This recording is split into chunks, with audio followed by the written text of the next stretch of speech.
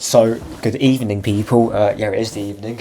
Not a very good one as it's pissing it down with rain outside, but nevertheless, we have got some more breaking news regarding Arsenal, and that's Gurian Timber from Ajax has signed for the Gunners.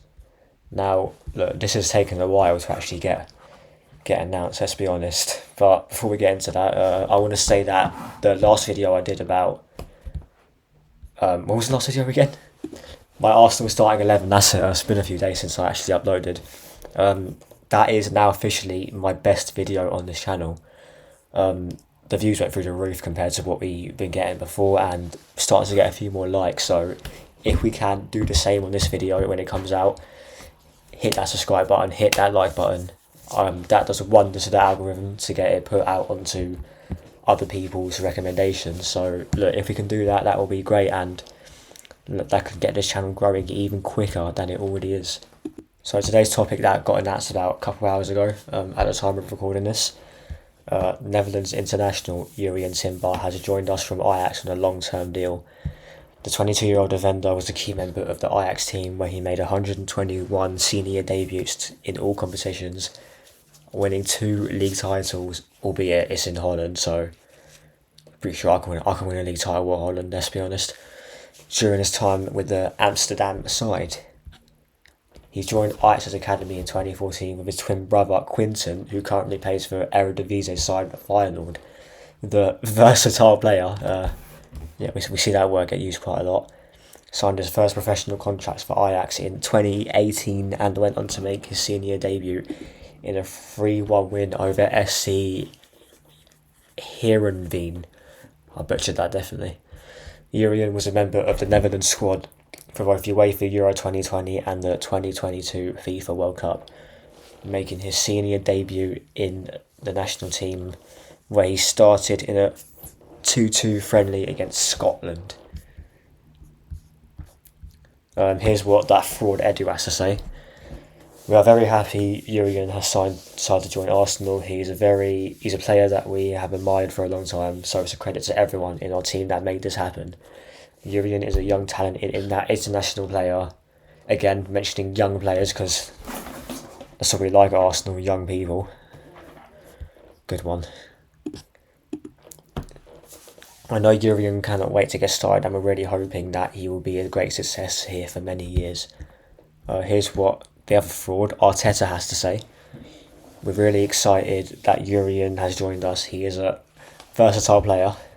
Take a shot for every time he says versatile, if you're anyone watching this, who will fit into our system and provide our squad with much added quality. Jurrien is a young player that has already achieved so much. He has experienced what it's like to go to a major international tournament on more than one occasion, as well as the trophies with Ajax, albeit as Ajax.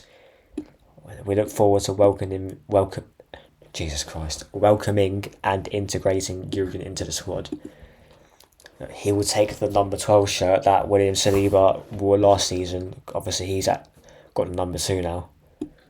So look, all in all, I can't really say if I'm happy with the signing or not because I haven't actually seen the player play. I know I've seen him I've seen clips of him when he was at Ajax, but other than that, I'm relying on all you do in the comment section below. If you know what he's like, if you watch Dutch football, because the people on Twitter that say he's good, that don't watch Dutch football, are obviously lying to themselves. So look, if you are Dutch or watch Ajax regularly, leave it down below. Is he good? Is he bad? Was this a good deal? Do you think it'll be a flop? Look, I don't know. So that's the Jurrien Timber news out the way. I wanted to get on to another piece of news. Didn't really break too often, but a tweet came out that Rob Holding is wanted by Besiktas in Turkey. Apparently we rejected a €2.5 million bid.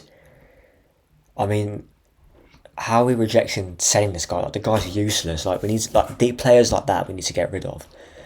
And I'm pretty sure we bought him for like 2 mil from Bolton. I think they'll get a sell-on clause as well, I've heard. So look, we need to get rid of players like him straight away because they've been part of the teams that just been bottling recent years, doing nothing, been a liability at times.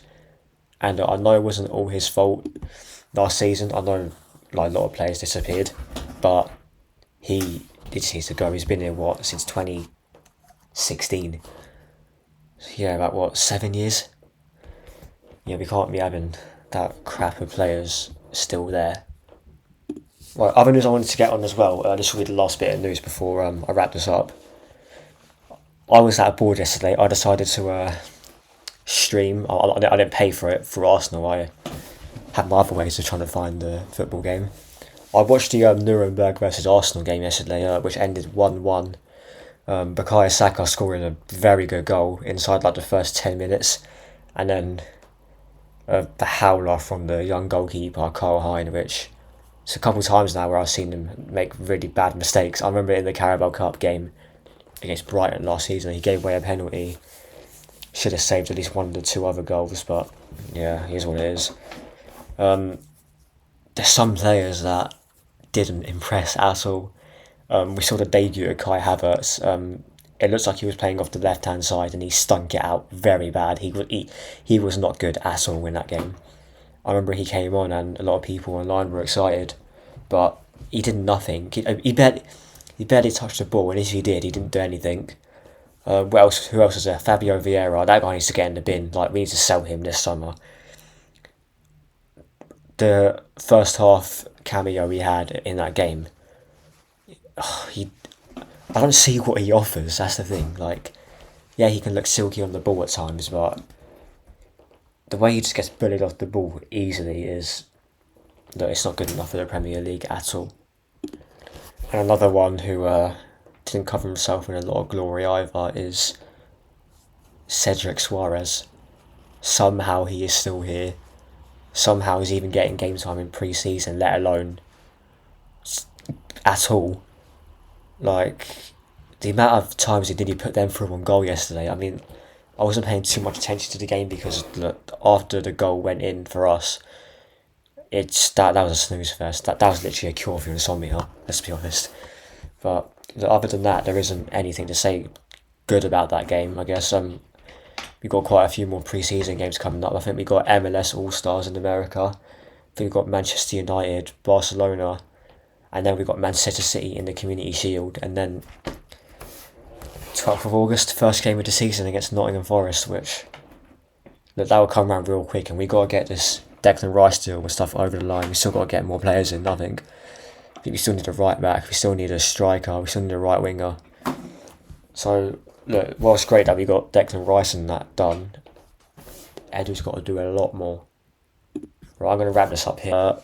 Apologies for not making the videos ago because my main desktop computer, which I edit my videos on, has just failed on me, so I had to get some new components, which is nice, I guess. But anyway, right, so just make sure you all like, subscribe, share, all that good stuff.